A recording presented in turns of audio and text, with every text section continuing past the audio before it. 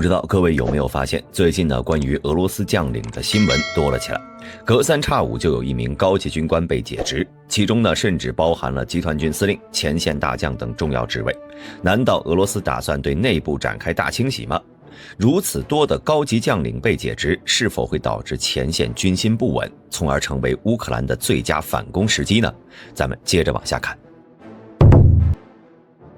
关于俄大清洗的这次起因呢，还要说回瓦格纳兵变。有报道称，在兵变当天，瓦格纳雇佣兵开始向莫斯科进军几小时后，包括俄罗斯空天军司令兼特别军事行动副总指挥苏罗维金大将，他的副手安德烈尤丁上将，以及俄军第一副总参谋长弗拉基米尔·阿列克谢耶夫中将在内，多名高级军官都被俄联邦安全局给拘留了。后两者虽然很快被释放，但也一直处于软禁当中。俄国防部对这几位动手的理由很直接，称其和叛乱者瓦格纳关系密切。例如，在瓦格纳雇佣兵控制罗斯托夫后，阿列克谢耶夫中将就专门站出来为其洗地，称他们是在为俄罗斯的利益执行重要任务。除此之外呢，被解职的还包括了此前参与马里乌波尔战役的前国防部副部长米哈伊尔·米金采夫上将。他于今年4月份就被解职了，负责后勤的俄罗斯国防部副部长职务，随即在5月份加入了瓦格纳雇佣兵，担任副司令。在瓦格纳倒下之后呢，这位副司令也很快就遭到了清洗。至于最重要的苏罗维金大将，有知情人士则宣称他并未被关在莫斯科的审前拘留中心，但是一直在被审问。调查人员试图知道苏罗维金大将是否提前知道了瓦格纳雇佣兵的兵变计划，又在其中发挥了什么作用？按照克宫发言人佩斯科夫的说法，普京目前只和绍伊古、格拉西莫夫这样的军方高层共事，拒绝回应是否仍信任苏罗维金这样的一线将领。要知道，在瓦格纳事件发生之前，普京呢可是十分器重这位末日将军的，但是现在却态度大变，这已经说明了不少问题了。此外，俄总参谋长格拉西莫夫主持高层会议时，向其汇报工作的已经换成了空天军副司令阿夫扎洛夫上将，这也让许多人猜测苏罗维金被边缘化已成定局。现在莫斯科正在加紧搜集证据，并试图将此事的影响降到最低至最低限度。除了上面这几位之外，还有上一期我们提到的58集团军司令伊万波波夫少将、伞兵第106师师长弗拉基米尔·塞利弗斯托夫少将、空突第7师师长亚历山大·科尔涅夫上校，这些高级将领都是因为向高层反映自己部队存在的装备不足、后勤保障不到位、部队得不到休整等等问题，并对国防部长绍伊古和总参谋长格拉西莫夫提出质疑而被解职的。另外，俄空降兵司令特普林斯基上将由于此前和瓦格纳存在联系，也面临被解职的风险。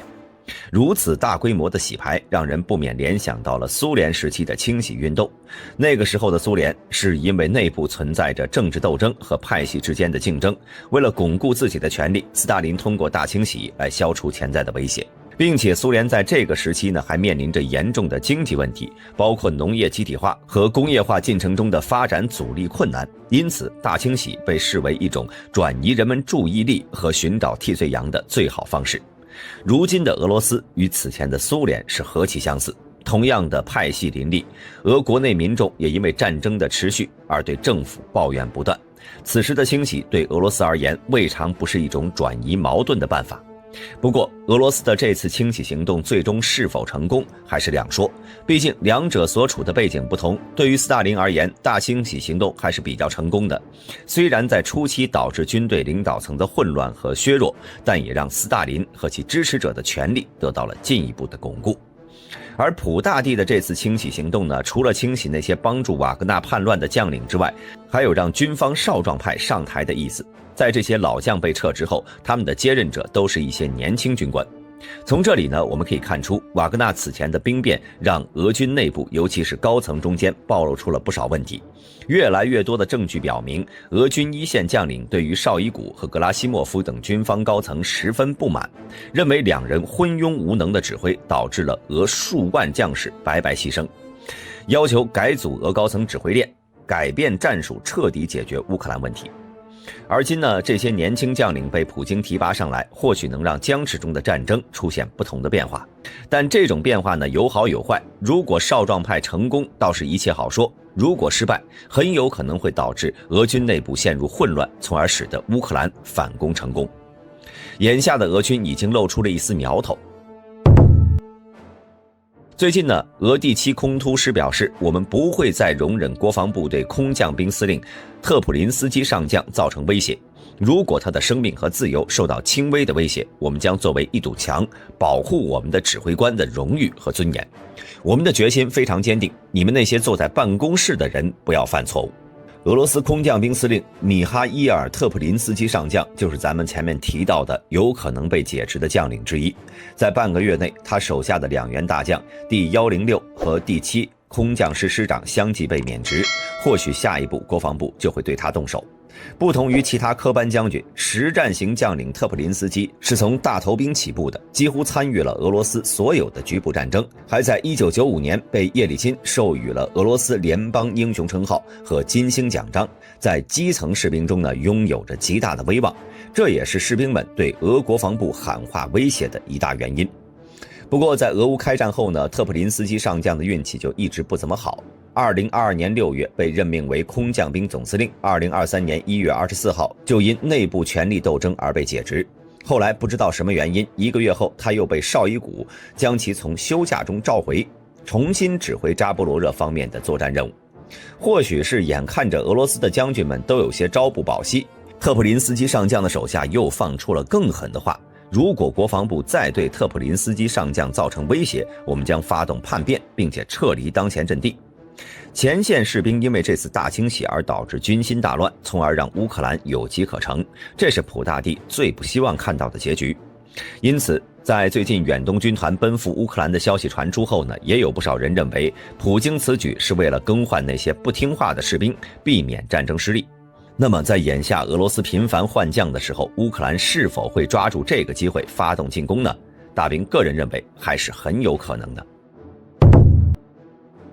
眼下乌军在正面战场上的反攻已经持续了一段时间，虽然目前还没有取得比较显著的进展，但乌克兰高层对于局势还是有比较乐观的评估的。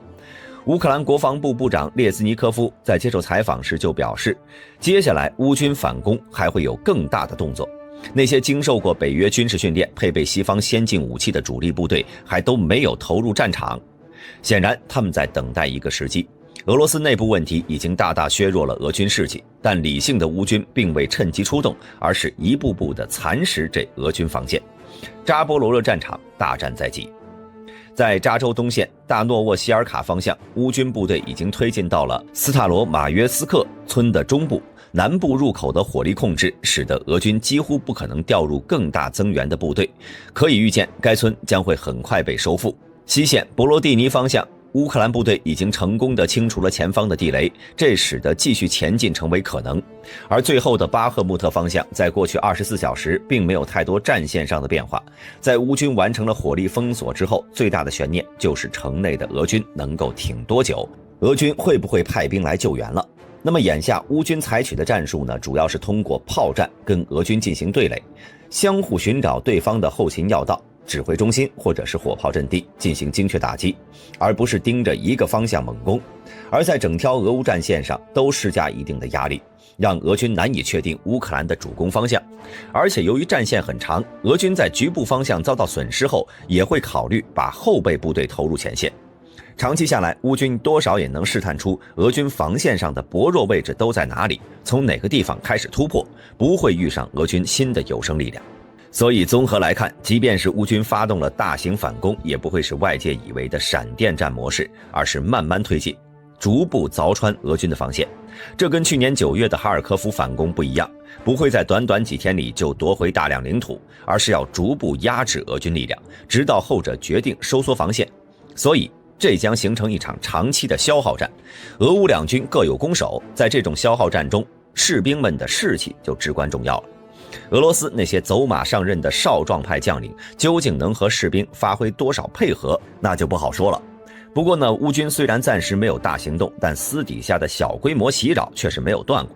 7月17号，连接俄罗斯本土的别尔格罗德州和克里米亚半桥的刻赤大桥再次遇袭，并导致2人死亡。从网络曝光的视频来看呢，一侧桥体已经从桥墩上脱落，路面发生了严重倾斜。同时还有画面显示，另一侧桥体也已经受损，2段路面的连接处崩开错位，这就意味着整个刻赤大桥的公路桥部分已经完全失去通行能力了。在去年10月8号凌晨，刻赤大桥也曾遇袭，一段桥面完全坠入海中，看起来很严重，但好歹另一侧还是可以通行的。而这回则是双向车道均受损，损失超过了去年。该桥的受损呢，不仅彰显了乌克兰收复克里米亚的决心，也势必将影响俄方为克岛及乌克兰南线的俄军运送军事物资，并且极大动摇前线的俄军士气。那视频的最后呢，我们再说回俄罗斯的大清洗。大兵个人认为，不管这场清洗最后谁是赢家，有一个人肯定不亏，他就是著名的网红部队首领普大帝忠实的手下小卡德罗夫。7月3号，俄罗斯3大民调机构之一的列瓦达中心发布了瓦格纳武装叛乱后俄民众对如今俄高层的信任度。在清洗中最早向俄国防部投降的车臣总统卡德罗夫，现在已经有了62%的俄罗斯民众信任度，俨然已经成为了这次瓦格纳兵变中的最大的赢家。那么大家对于本期视频都有什么看法？欢迎在下方的评论区留言。喜欢本频道的朋友，请点击下方订阅按钮。我们下期再见。